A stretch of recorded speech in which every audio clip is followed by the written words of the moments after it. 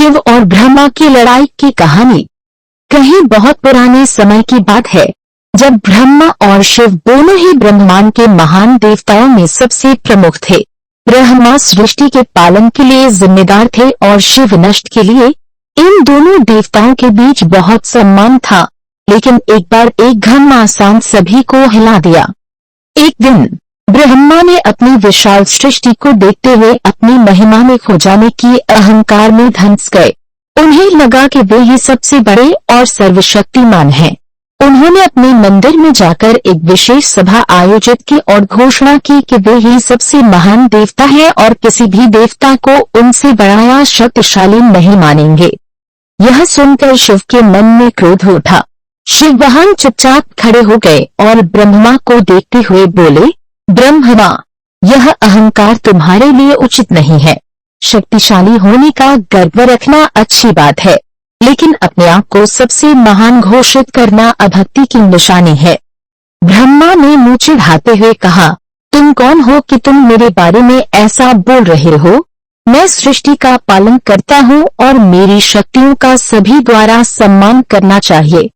शिव ने ब्रह्मा के वक्रवचनों को सुनते हुए गुस्से में कहा, तुम अपने विचारों में इतने मग्न हो गए हो कि तुम ध्यान नहीं दे रहे हो कि सृष्टि और नष्टि एक ही सिक्के के दो पहलू हैं। तुम शक्तिशाली हो सकते हो, लेकिन यह शक्ति भगवान विष्णु की कृपा और मेरी आवश्यकता के बिना कुछ नहीं है। ब्रह्मा गर्वित होकर शिव की प्रति घृणा की दृष्टि से उनके पास आए और बोले, तुम्हें मैं दिखाता हूँ कि मैं कितना शक्तिशाली हूँ। ब्रह्मा ने एक कामधेनु को आवाज देते हुए कहा, जाओ, मेरे लिए ब्रह्मांड का सबसे बड़ा वस्त्र लाओ। शिव का आंतरिक आवेग बढ़ गया और उन्होंने ब्रह्मा की विहंगम शक्ति को देखते हुए बताया, तुम्हारा शक्तिशाली होना मुझे अच्छी तरह से दिख रहा है, लेकिन ध्यान देने योग्य बात यह है कि क्या तुम इस शक्ति का सही उपयोग कर पाओगे? शिव के शब्दों से अवमानित होकर ब्रह्मा ने उसे उद्धट करने का निर्णय लिया और कहा, जब मैं ब्रह्मांड के श्रेष्ठ हूँ तो मुझे इस शक्ति का उपयोग करने की आवश्यकता ही नहीं है। उन्होंने अपनी विहंगम शक्ति का उपयोग करके एक विशाल वस्त्र लाए और उसे शिव के सामने फैलाया।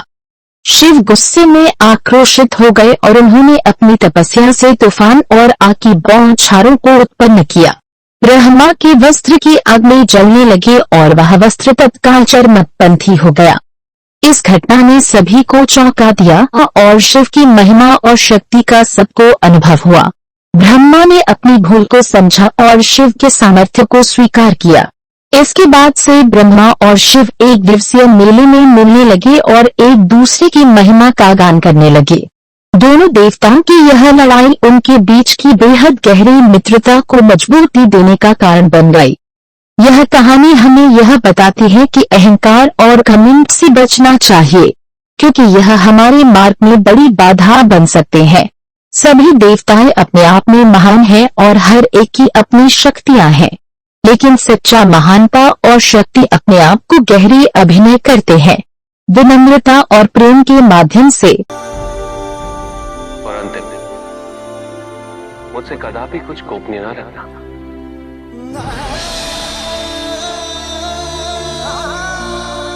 किंतु असत्य ना कहने और कुछ गोपनीय रखने में क्या अंतर है? असत्य बोलने का तात्पर्य है सत्य को जानते हुए भी सत्य को बदल देना, और गोपनीय होने का तात्पर्य है सत्य का ज्ञात होते हुए भी सत्य ना कहना। बोलो सत्य, इन तीनों वचनों का पालन करोगी?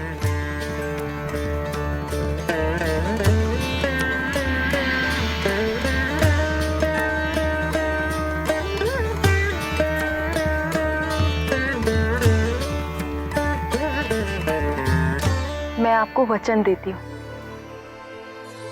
कि मैं कभी आपसे असत्य नहीं कहूंगी, आपसे कभी कुछ गोपनीय नहीं रखूंगी।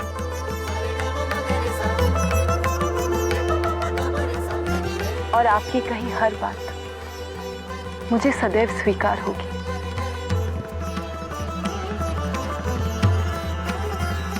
आज के पश्चात इन 3 वचनों का पालन करना मेरा धर्म होगा।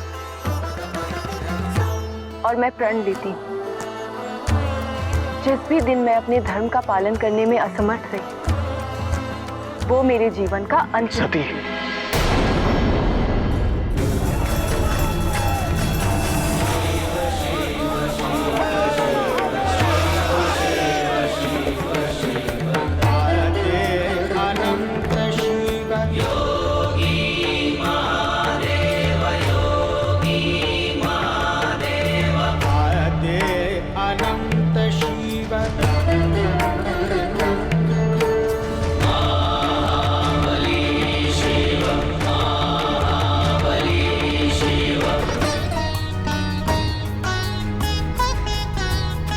जब आपने मेरे पाप पुण्य में परिवर्तित कर इस अथर्व ऋषि रूपी शरीर में जन्म पाने का वरदान दिया था तो साथ ही एक दायित्व भी सौंपा था। मैंने अपने जीवन का प्रत्येक क्षण उस दायित्व के निर्वाह हेतु समर्पित कर दिया। सफल हुआ या नहीं इसका निर्णय आप ही कीजिए।